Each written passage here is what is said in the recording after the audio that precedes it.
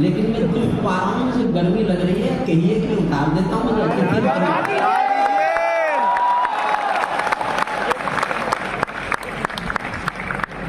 अतिथि दिखना जरूरी था तो मैं दिख गया। ये भानु भाई, आप खड़े होने की आपकी ड्यूटी लगाई गई है क्या? बैठ सबको बैठना पड़ेगा, कोई खड़ा नहीं रहेगा। आप मेरे बारे में अगर इतना जानते हो तो ये भी जानते होंगे, मैंने जिन सरकारों पर लिखा वो बैठ गई।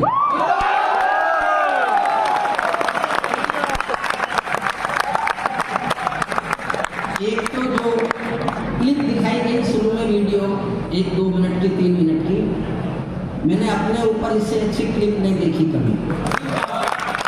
इसलिए मेरे जाने से पहले उसको मुझे जलाया जाए। मैं लोगों, अपने दोस्तों को जाके बताऊंगा, देखो मुझ पर फिल्में बनने लगी।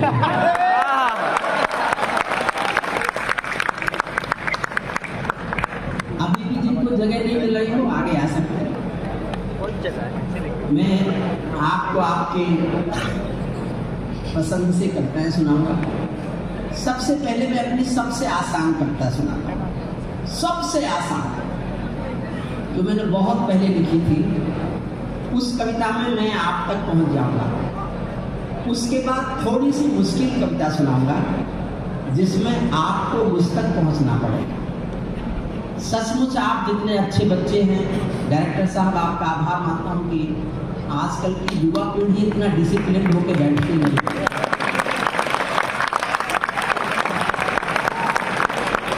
और जो ये कंसेप्ट है, ये चाहे नितेश गोयल जी का है, जिनका भी ये कंसेप्ट है, इस तरह से युवाओं के लिए प्रतियोगिता आयोजित करना। मैं खुद 40 साल एक यूनिवर्सिटी में प्रोफेसर रहा, लेकिन इतना अच्छा काम कभी नहीं।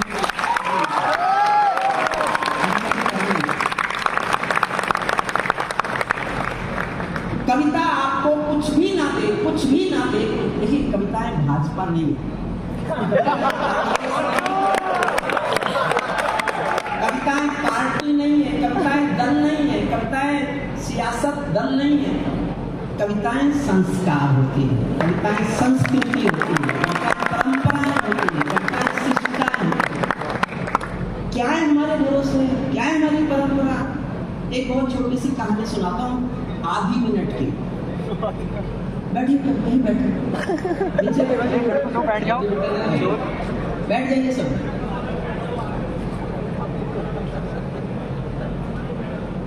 आधी मिनट की कहानी है।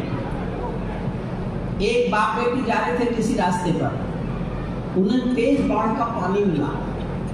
दोनों डर गए, कैसे निकलेंगे, तेज बाढ़ का पानी बह रहा है। पिता ने हिम्मत करके कहा कि बेटी डरो मत, तुम मेरा हाथ पकड़ लो, हम इस बाढ़ के पानी को पार कर लेंगे। बेटी ने छूटते ही कहा, पापा मैं आपका हाथ नहीं पकड़ूंगी, आप मेरा हाथ पकड़ लो। पापा ने कहा, क्या फर्क पड़ता है, तुमने मेरा हाथ पकड़ा या मैंने तुम्हारा हाथ पकड़ा? समझना, मेरी बात समझ जाओ तो ही ताली बजाना बड़ा मुश्किल है। पिता ने कहा, बेटी क्या फर्क पड़ता है, तुमने मेरा हाथ पकड़ा या मैंने तुम्हारा हाथ पकड़ा? बेटी ने कहा, पापा बहुत फर्क पड़ता है, मैं किसी मजबूरी में, अपने स्वार्थ में आपका हाथ छोड़ भी सकती हूँ, लेकिन एक बाप अपनी बेटी का हाथ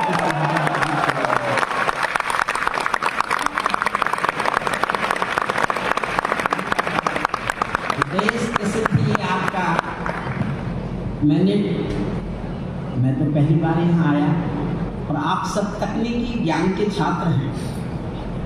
कविताएं सबकी तकनीकी ज्ञान पर नहीं थी, जिस विषय पर थी, हो सकता है उस उम्र का वही विषय होता हो,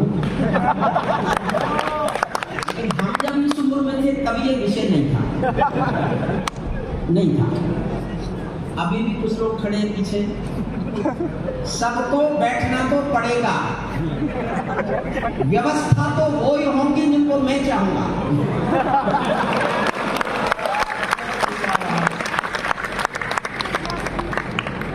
मुझे कविताएं कैसे सुनी जाए ये बताना आता है। अच्छा, 4 को बिठाने के लिए 6 गए। ये कौन सा तकनीक?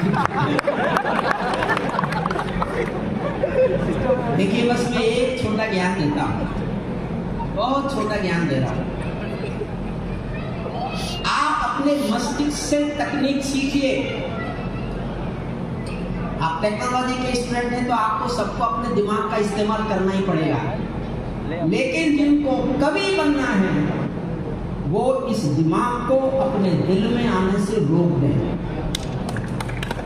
दिल में दिमाग नहीं आना चाहिए, कविता तभी लिखी जा सकती है अगर दिमाग दिल में आ गया तो फिर तकनीकी ज्ञान होगा, कविता नहीं होगी।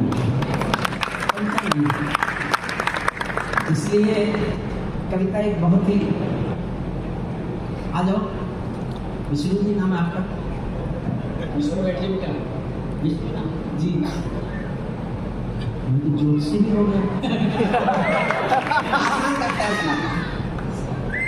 श्री रितेश जी ने मेरी ट्रेन की टिकट बदलवा दी है। अगर जिस ट्रेन से मुझे बताया गया था कि 2 बजे से कार्यक्रम है और हम 5 बजे आपको फ्री कर देंगे, तो मैंने दिल्ली लौटने की टिकट करा ली ट्रेन की। यहाँ आके पता चला कि 5 बजे तो कार्यक्रम शुरू ही नहीं हुआ। तो मैं तनाव में बैठा हुआ था, लेकिन रितेश जी ने मेरी टिकट किसी और ट्रेन में करा दी। मैं आपको तसल्ली से अब कविताएं सुना सकता हूँ। और अगर ये मुझे झूठ कहा गया हो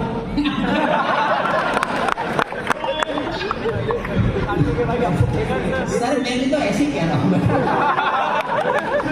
दादा मेरे पास आ गई टिकट, 10:40 की टिकट है, 10:40। क्या मतलब 10:40 होने जा रहा। आज राजधानी 10:40 पे क्या? कोई दूसरी ट्रेन में मिली है 10:40। इससे पहले आप राजधानी बता रहे थे, इससे पहले आप लखनऊ बता रहे थे। देखो जी, अब तो मैं कविताएं सुनाऊंगा, कोई टिकट हो।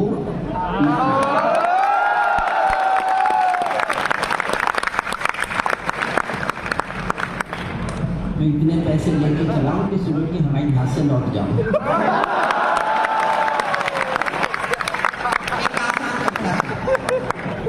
सब साथ यही रहेंगे और जैसे ये एक दूसरे को दाद दे रहे थे ऐसे मुझे भी दाद, कम समय की परंपरा होती है।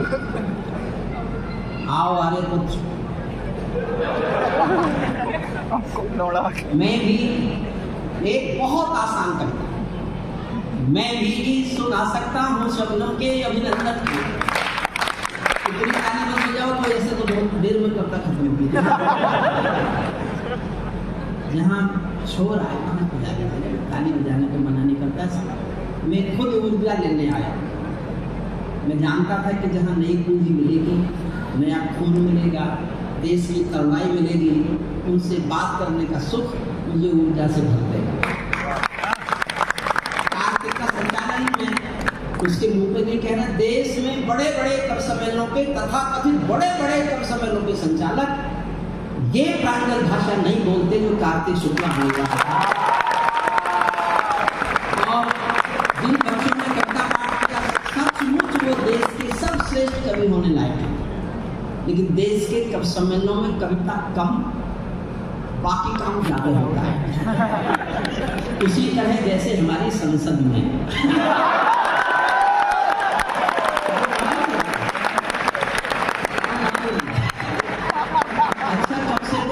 चल तो रहा है, वो तो चलती तक नहीं है।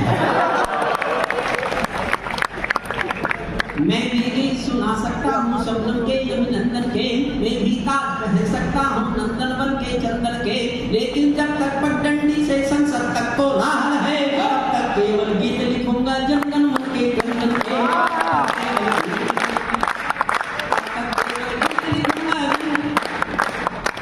जब मैं 4-5 कविताएं सुना लूंगा तो मेरा गला खुलेगा। उसके बाद फिर मैं 3-4 कविताएं सुनाऊंगा। अब आप सब फंस गए और इसके जिम्मेदार रितेश गोयल जी। मैं 8 बजे की ट्रेन से जा रहा था, आराम से जा सकता था, एक कविता सुना के चला जाता। ये सुविधा अभी भी दे सकते हैं आप मुझे। मैं भी गीत सुना सकता हूँ शब्दों के अभिनंदन के, मैं भी ताज पहन सकता हूँ नंदन बन के चंदन के, लेकिन जब तक पगडंडी से संसद तक को लाभ है, तब तक केवल गीत लिखूंगा जनगण मन के कंदन के। जब पंछी के पंखों पर हो पहरे बम के गोली के, जब पिंजरे में कैद पड़े हो सुर कोयल की बोली के, जब धरती के दामन पर हो दाग लहू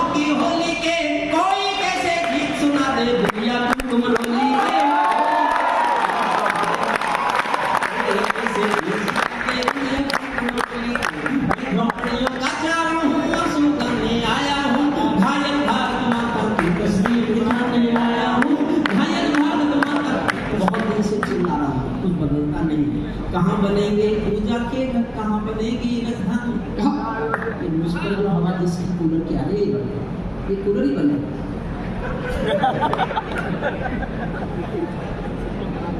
कूलर बन गया।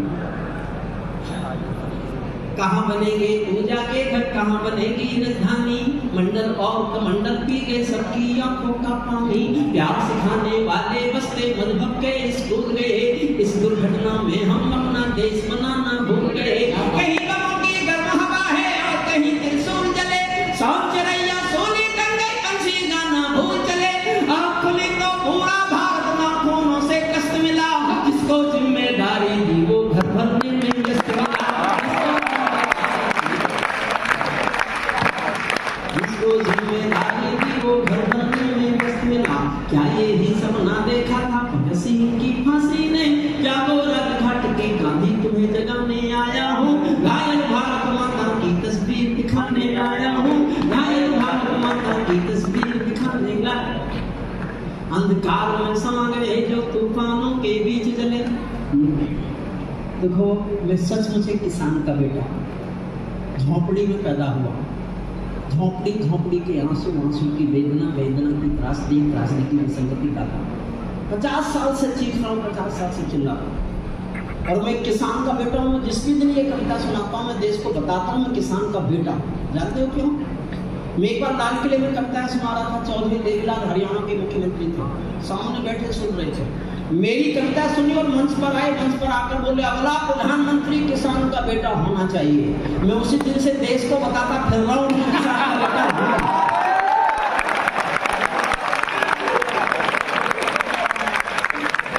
मुझे बाद में बताया गया कि पहले चाय वाले का नंबर है।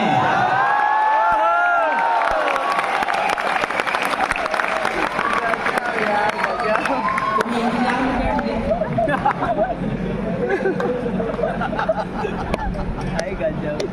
जब कोई भी सपना देख सकता है मुझे देखने के लिए कौन मना कर सकता है? ऐसे कैसे लोग सपना देख रहे हैं? मैंने एक बड़ी पार्टी वालों से कहा मैं तुम्हारी पार्टी ज्वाइन करना चाहता हूँ, तो उसने गुस्से में कहा बेवकूफ है क्या? मैंने मैं अध्यक्ष बनने के लिए थोड़ा ही कह रहा हूँ।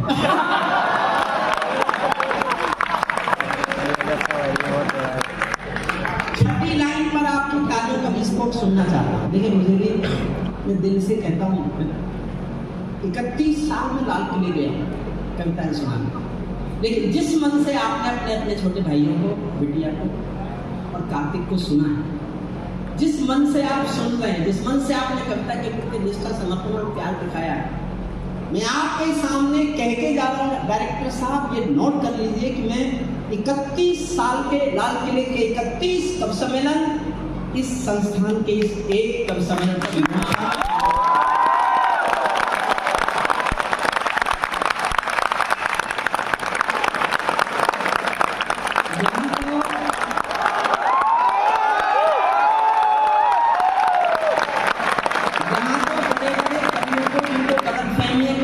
हो गए, उनको पैसे दे के संस्थान में कविता सुनाने आना चाहिए।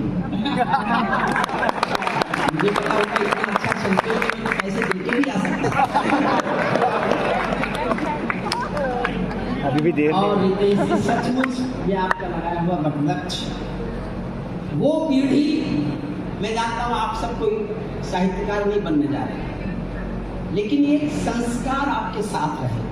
कविता संस्कार सिखाती है, कविता ज्ञान देती है, विनम्रता सिखाती है, कविता बड़ों की आदर इज्जत करने की स्थिति सिखाती है। और जैसा मेरा दृढ़ विश्वास है कि किसी भी भाषा में कुछ भी आपको मिल जाए, संस्कार केवल मातृभाषा देती है, उसके आपको आश्चर्य होगा कि मैंने हिंदी नहीं पढ़ी, मैंने हिंदी नहीं पढ़ी, मैं दुर्भाग्य से अंग्रेजी का छात्र रहा, अंग्रेजी भाषा में पढ़ा और मैंने 40 साल अंग्रेजी में कानून पढ़ाया, लॉ का प्रोफेसर था। मैं जयप्रकाश नारायण की आंदोलन की कोख से पैदा हुआ कभी। जो बड़े लोग हैं वो जानते होंगे 74-75 में एक आंदोलन हुआ था जयप्रकाश नारायण जी का, मैं उसकी कोख से पैदा हुआ। उसकी कोख से दो चीजें पैदा हुई थी, जनता पार्टी और हरिओम पार्टी। जनता पार्टी का पता नहीं मैं आपके सामने बैठा कविता सुना। 6 लाइन पढ़ता हूँ, 6ठी लाइन आप समझ जाए संदर्भ को। इसका संदर्भ आपसे भी है, मेरे प्रदेश से भी है, उत्तर प्रदेश से। सुनिए, अंधकार में समा गए जो तूफानों के बीच जले। आप किनकी तलाश में? वो नहीं आई आज।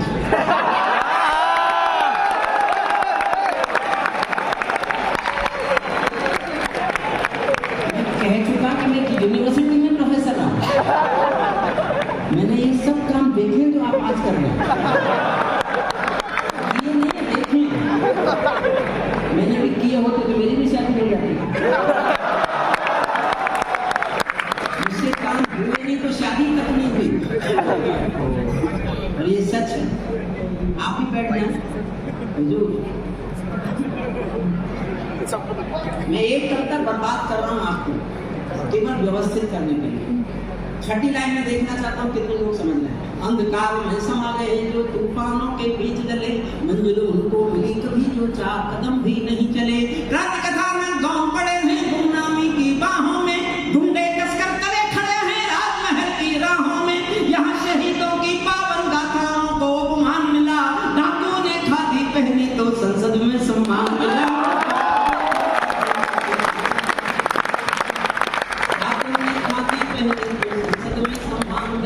राजनीति में लौह पुरुष जैसा सरदार नहीं मिलता, लाल बहादुर जी जैसा कोई किरदार नहीं मिलता।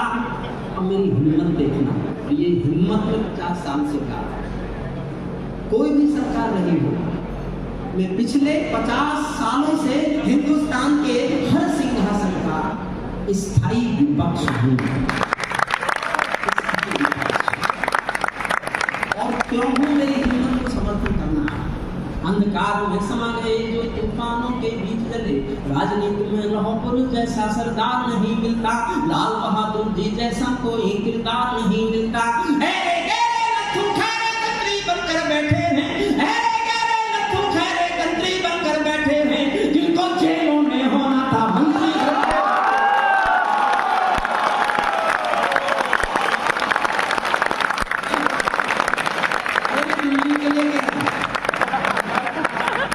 दिल्ली सरकार के लिए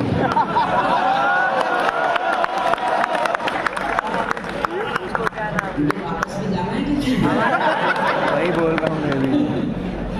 अंधकार में समा गए जो तूफानों के बीच जले, गहरे गहरे नथु ठहरे कंत्री बनते देखे हैं, जिनको जेलों में होना था मंत्री बनते देखे हैं। लौह राजनीति में लौह पुरुष जैसा सरदार नहीं मिलता। कोई भी घूमे फिरे नहीं मुझे डिस्टर्ब होता है। अरे यार बकचोदी कर रहा है। ये सुनो, आप नहीं सुनना चाहते क्या? जो व्यवस्था बनाने वाले हैं बस वो शांत हो जाए। आप समझ रहे हैं, देश की व्यवस्था उनके अलावा कोई और बिगाड़ता है क्या?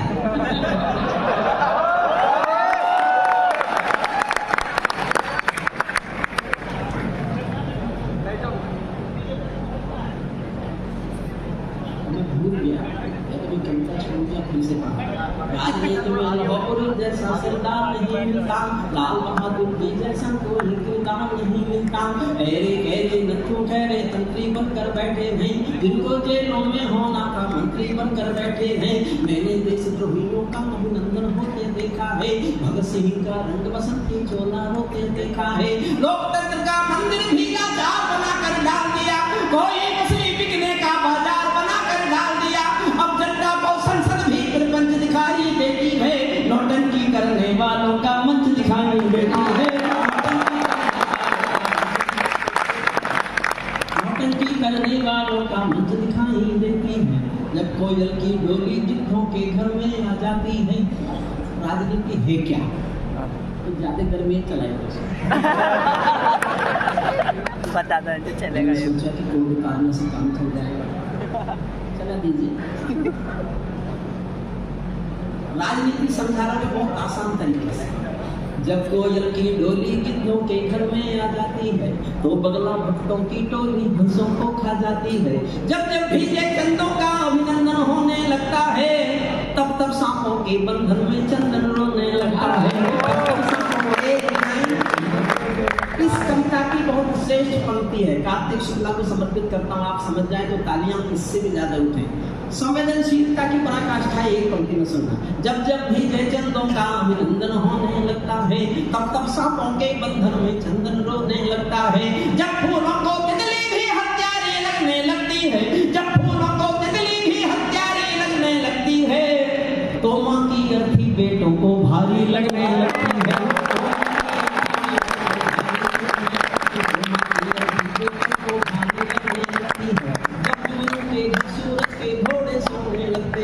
तो केवल चुल्लू भर पानी सागर होने लगते हैं। सिंहों को म्याऊं कहते क्या ये ताकत बिल्ली में है। कश्मीर की ओर ध्यान दिलाना, एक औरत भाषण देती थी कि अगर 370 हटा तो कोई तिरंगा उठाने वाला कंधा नहीं मिलेगा, और दिल्ली सुन लेती थी। जब जब भीगे चंदों का अभिनंदन होने लगता है, तब तब सांपों के बंधन में चंदन रोने लगता है। जब फूलों को तितली भी हत्यारी लगने लगती है, तो माँ की अर्थी बेटों को भारी लगने लगती है। जब जुगनू के घर सूरज के घोड़े सोने लगते हैं, तो केवल चुल्लू भर पानी सागर होने लगते हैं। सिंहों को म्याऊं कह दे क्या ये ताकत बिल्ली में है। बिल्ली में क्या ताकत होती, कायरता दिल्ली में है।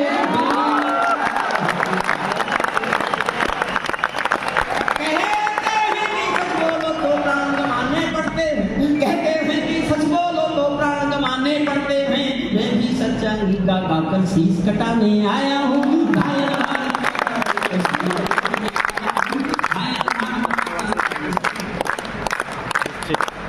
गांधी जी के सपनों का ये कैसा देश बना डाला, चाकू चोरी चीर हरण वाला परिवेश बना डाला। हर चौराहे से आती है आवाज़ें संतासों की, पूरा देश नजर आता है मंडी ताजा लाशों की। वे सिंहासन चला रहे हैं गांधी जी के नारों से, मदिरा की बदबू आती है संसद की दीवारों से। अखबारों में रोज खबर है चरमपंथ के हमलों की, अखबारों में रोज खबर है चरमपंथ के हमलों की। आंगन की तुलसीदासी है नागफनी के गमलों की, हत्याओं की अफवाहों की शर्मई आजादी है। रोज गोडसे की गोली के आगे कोई गांधी है। और दाद चाहता हूं और हौसला भी और हिम्मत भी सुनना। रोज गोडसे की गोली के आगे कोई गांधी है। संसद के सीने पर खूनी दाग दिखाई देता है, पूरा भारत जलियांवाला बाग दिखाई देता है। पूरा भारत जलियांवाला बाग दिखाई देता है। जो अच्छे से नेता हैं उन सबका अभिनंदन है। ऐसा नहीं कि अच्छे हैं, अच्छे भी बहुत है। जो किसको फोन लाइन मिली क्या?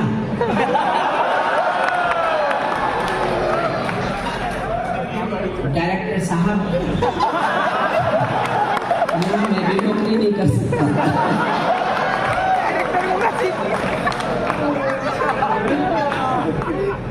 जो अच्छे सच्चे नेता हैं उन सबका अभिनंदन है, उनको 100 बार नमन है, उन प्राणों से वंदन है। जो सच्चे मन से भारत माँ की सेवा कर सकते हैं, हम उनके कदमों में अपने प्राणों को धर सकते हैं। हम उनके कदमों में अपने प्राणों को धर सकते हैं। लेकिन जो कुर्सी के भूखे दौलत के दीवाने हैं, सात समंदर पार तिजोरी में जिनके तहखाने हैं, जिनकी प्यास महासागर है, भूख हिमालय पर्वत है, लालच पूरा नील गगन है, दो कौड़ी की इज्जत है, उनके कारण ही बनते हैं अपराधी भोले भाले। डाकू को पैदा करते हैं नेता और पुलिस वाले।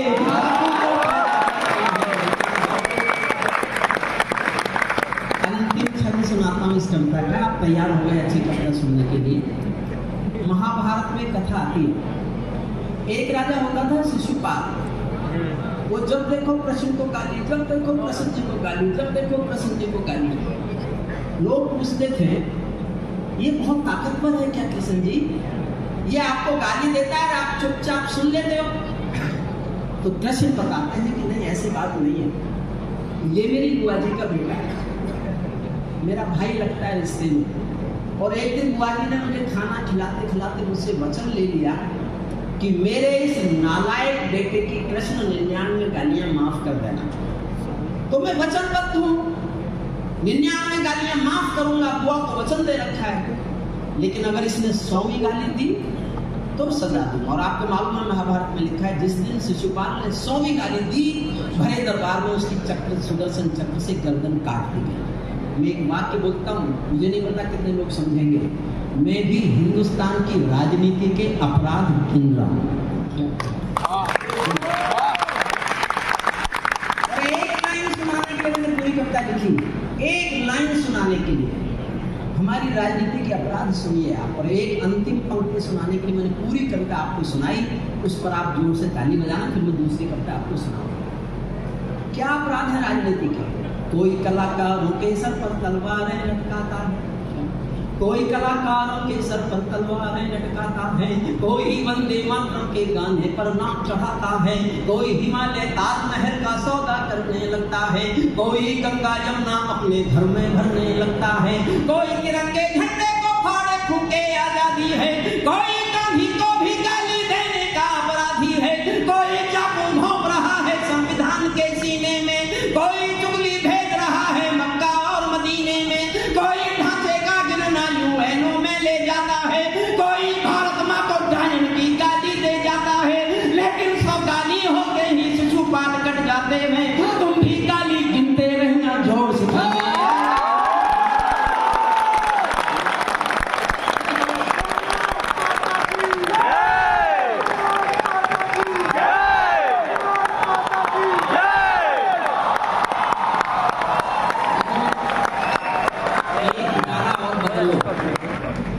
भारत माता की जय मत बोलो, अब तो बोलना चाहिए दुनिया के बाप की जय। और क्या समझ चाहिए आपको? कोई विदेशी बड़ा नेता आता था पश्चिम से, हमारे महात्मा गांधी की समाधि पर सुरक्षा के नाम पर कुत्ते घुमाए जाते थे।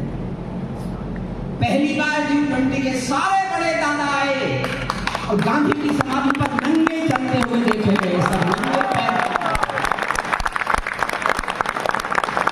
तो अब तो भारत बाप की जय होनी चाहिए, माता को आराम करना। देखिए मैं एक गंभीर कविता सुनाता हूँ। क्यों सर? एक गंभीर कविता अच्छी सुना के अगर मुझे इतनी मिलती हो तो चलेगा? ठीक है, राजधानी में आपको भी नहीं जाने दिया जाए। ये नहीं हो सकता, मुझे छोड़ के आप चले जाओ। साथ में चलूंगा। देखिए मैं एक गंभीर कविता सुनाना चाहता हूँ। उसके बाद में एक बिटिया ने बहुत अच्छा पढ़ा, उसने शहीदों का भी, चंद्रशेखर आजाद का भी। मैंने चंद्रशेखर आजाद पर कविता लिखी, तो उसे भी सुनाऊंगा। उससे पहले कविता सुनिए। इस कविता का मैं आपको शीर्षक नहीं बता रहा, चौथी पंक्ति में शीर्षक है, चौथी पंक्ति कविता का शीर्षक है।